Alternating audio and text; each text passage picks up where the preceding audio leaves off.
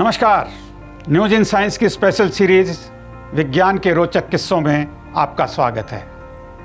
आप में से बहुत से लोगों ने एक्सरे जरूर करवाया होगा, जिससे हमारे शरीर के भीतरी हिस्सों, खासतौर से हमारी हड्डियों की स्थिति को देखा जा सकता है। वैसे आपको बता दें कि एक्सरे की खोज एक कोइंसिडेंस था। असल में इसकी खोज करने वाले वैज्ञानिक किसी दूसरी चीज का पता लगाने की कोशिश कर रहे थे।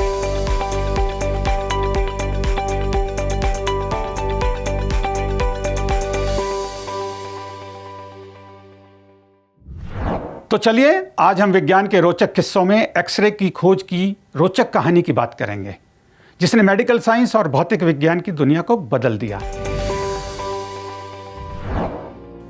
और ये कहानी उस व्यक्ति से संबंधित है जिसका बचपन काफी मुश्किलों में बीता, और जैसा कि कहा जाता है कि the best preparation for tomorrow is doing your best today.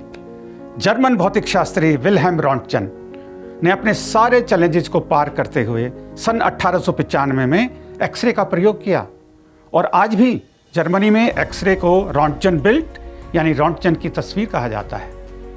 मौजूदा जानकारियों के मुताबिक अपने इंटरेस्ट के अनुसार 8 नवंबर 1895 को रॉन्टजन प्रकाश की घटनाओं पर वुर्ज़बर्ग यूनिवर्सिटी की अपनी प्रयोगशाला में कैथोड रे ट्यूब पर रिसर्च कर रहे थे, जिसके लिए उन्होंने मोटे काले कार्डबोर्ड के साथ कैथोड रे ट्यूब को कवर किया। उसमें करंट पास होते ही उन्होंने देखा कि प्लेटिनो बेरियम स्क्रीन चमक उठी, जो कि कैथोड रे ट्यूब से लगभग 9 फीट की दूरी पर थी।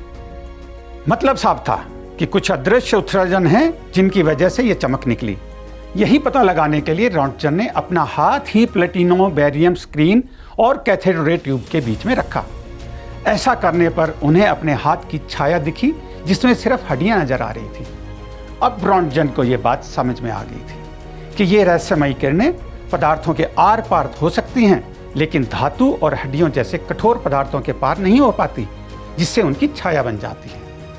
यहाँ आपको ये बता दें कि गामा किरणों की तरह ही इन किरणों को भी ना तो देखा जा सकता है और ना ही महसूस किया जा सकता है, लेकिन खास बात यह है कि ये किरणें काफ़ी चीज़ों के आर पार गुजर सकती हैं। असल में उस वक्त वैज्ञानिकों को इन किरणों की कोई खास जानकारी नहीं थी, इसलिए उन्हें एक्सरे यानी अज्ञात किरणें कहा जाने लगा। फिर रॉन्टजन के नाम से जोड़कर इन्हें रॉन्टजन रेज भी कहा जाता है।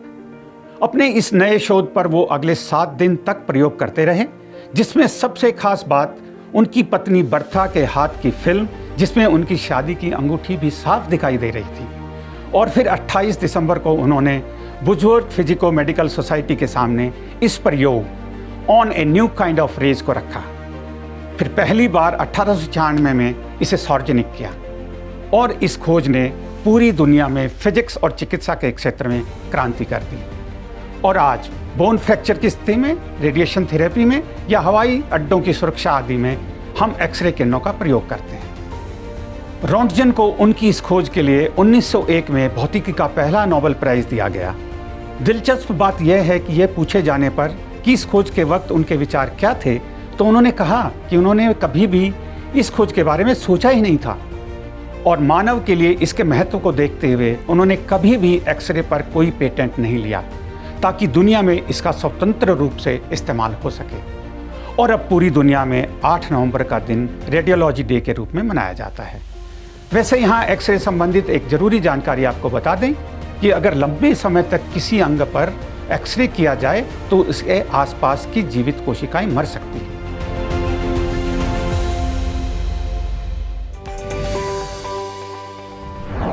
उम्मीद है विज्ञान का ये रोचक किस्सा आपको पसंद आया होगा। अगली बार बात करेंगे किसी और खास किस्से की, लेकिन उसके लिए बेल आइकन को प्रेस करें ताकि आपको उसकी नोटिफिकेशन मिल सके। धन्यवाद।